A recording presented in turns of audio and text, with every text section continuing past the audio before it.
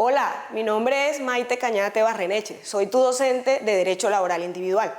Antes de dar nuestra primera clase en el día de hoy, quiero hablarte un poco de nuestro microdiseño. El microdiseño nos va a marcar la ruta, el camino en el que vamos a desarrollar nuestra asignatura. Está comprendido, como lo puedes ver, por la justificación del curso. Más adelante encontrarás los resultados de aprendizaje, que es lo que queremos alcanzar, a dónde quiero llevarlos con la asignatura.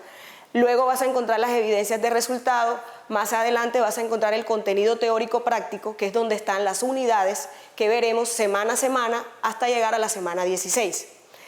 El microdiseño está soportado sobre competencias específicas. ¿Cuáles son esas competencias específicas? Gestión del conflicto, comunicación jurídica e investigación jurídica. Vale la pena resaltar que estas competencias específicas van de la mano con las competencias genéricas.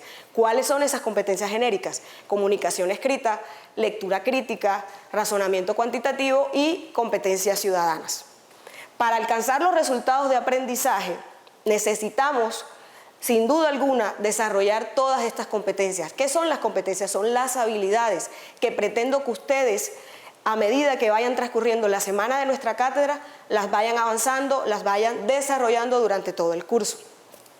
Como les decía, la asignatura está compuesta de este contenido teórico práctico. Ese contenido está dividido en 16 unidades. A su vez, esas 16 unidades se componen del mismo contenido o el desarrollo de aprendizaje de cada una de esas unidades. Entre ellos, ¿cuáles son los contenidos que componen la materia? ¿Qué es el contrato de trabajo? La historia del derecho laboral, cuáles son las clases de contrato de trabajo, cuáles son las modalidades, cuáles son sus elementos esenciales, qué es el acoso laboral y sus distintas modalidades.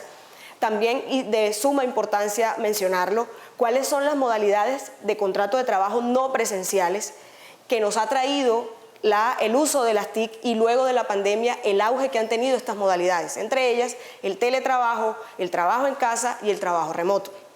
Finalmente, como recursos educativos, vamos a utilizar la base de datos de la universidad denominada Bilex. Sin duda alguna necesito que ustedes también me acompañen en la consolidación de estas bases de datos sugeridas por ustedes. También vamos a utilizar Canva, vamos a utilizar Prezi, Kahoot. Me imagino que saben qué es Kahoot. Es una plataforma a través de la cual podemos aprender jugando.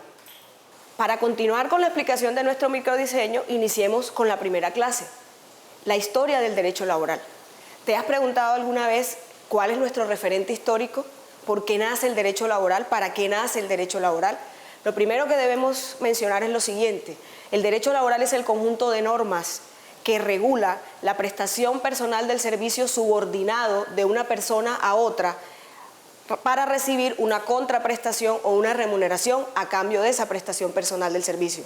¿Por qué es de suma importancia estudiar derecho laboral?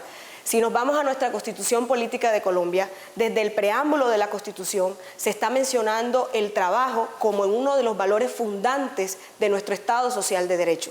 Seguidamente, en el artículo 1 de la Constitución Política de Colombia, vuelven a enunciar el trabajo, pero ya no como un valor, sino como un principio que hace parte y que sostiene nuestro Estado Social de Derecho, todo nuestro sistema normativo.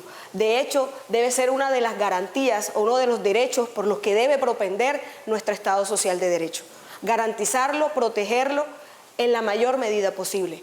Seguidamente, si te remites al artículo 25 de nuestra Constitución Política, vas a advertir que el derecho del trabajo aparece consignado en esa disposición normativa como un derecho y un deber social a cargo del Estado, cuando es el mismo Estado el que debe garantizar su materialización. Una vez aclarados estos puntos, entonces sí vamos a empezar a dialogar con relación a los referentes históricos del derecho laboral individual en el mundo. El primer referente histórico es la Revolución Industrial. ¿Y por qué la Revolución Industrial? Que se gestó en 1760. Cuando se produce el cambio de la manufactura, del trabajo artesanal, por la industrialización, cuando se reemplaza la mano de obra por la industria y por la máquina, lógicamente era predecible que se presentaran fricciones entre las dos clases involucradas en la relación de trabajo. Esto es, entre el empleador y el trabajador. ¿Por qué se producen esas fricciones? Por el cambio de la mano de obra a la industria, a la máquina, el reemplazo de la máquina por el hombre. Sencillamente porque para la fecha en que se gesta la revolución industrial, la precarización de las relaciones laborales estaba en auge. No se conocía ni siquiera lo que hoy tenemos en nuestro ordenamiento jurídico como la contingencia o la seguridad social como un derecho y como un servicio a cargo del Estado, entendiendo la seguridad social como el sistema que ampara y cobija las tres contingencias principales. Para ese momento histórico que estaba atravesando la humanidad, no se conocía ni siquiera el concepto de seguridad social. La prestación del servicio, como ya lo habíamos mencionado, se desarrollaba en condiciones precarias. No se tenía claro lo que hoy tenemos en nuestro ordenamiento jurídico como seguridad social, con la doble connotación, como derecho y como servicio a cargo del Estado. La seguridad social como sistema ampara y cobija tres contingencias, a saber, salud, pensiones y riesgos laborales. Finalmente, después del primer referente normativo, que es la Revolución Industrial, nos sigue en el tiempo la Revolución Francesa, en 1789. ¿Qué pasó con la Revolución Francesa y el derecho laboral individual? La Revolución Francesa vino a hacer en lo político, o vino a ajustar en lo político lo que ya se había generado en la parte económica, en el contexto económico, desde la Revolución Industrial. Con la Revolución Francesa se consolidan las libertades individuales, se consolida el derecho a la libertad de expresión, a la libertad de reunión, y ya podemos hablar incluso del derecho laboral colectivo. Luego de eso, aterrizamos en Alemania, que también colocó su grano de arena en el nacimiento del derecho laboral individual. Estaríamos hablando del movimiento obrero específicamente. Ahora, para esta fecha, siglo XIX, mitad del siglo XIX, finales del siglo XIX, ya podíamos identificar los elementos básicos del derecho laboral individual. ¿Y cuáles son esos elementos básicos o los sujetos alrededor de los cuales va a generarse o va a girar la relación laboral?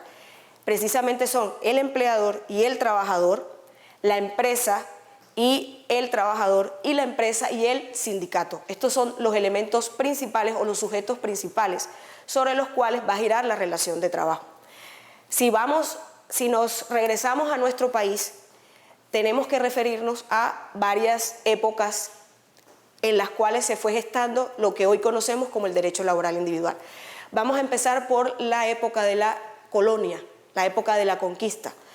No podemos hablar de esta época precisamente del derecho laboral como tal, porque debemos tener presente que para esta época solo habían campesinos, estaban los indígenas, estaban los aborígenes, que eran sometidos a prácticamente labores esclavizantes. No se conocían como tal los derechos del trabajador. De hecho, ese término, la institución jurídica de trabajador, no se conocía. Luego de la etapa de la colonia, de la conquista, que llegamos a la independencia, sí comenzamos a avanzar en lo que tiene que ver con el derecho laboral individual por y gracias al grupo de artesanos, al grupo de campesinos que comenzaron a agruparse y comenzaron a exigirle al Estado sus derechos.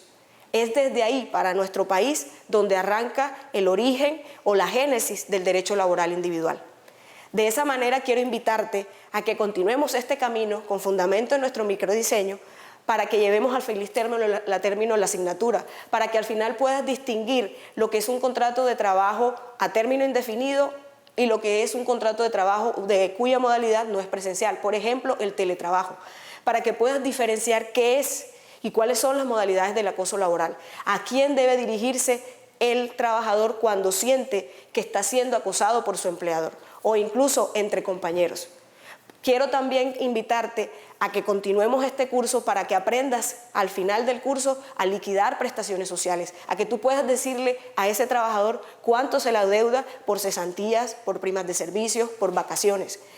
De la misma manera te extiendo la invitación para que puedas tener claro en el transcurso del semestre, o eso pretendo que tengas claro, cuáles son las obligaciones correlativas que se presentan o que nacen de una relación de trabajo. Esto es, cuáles son las obligaciones del empleador y cuáles son las obligaciones del trabajador. Y cuáles son las prohibiciones a las que debe sujetarse, a las que debe limitarse ese empleador en el desarrollo de la relación de trabajo.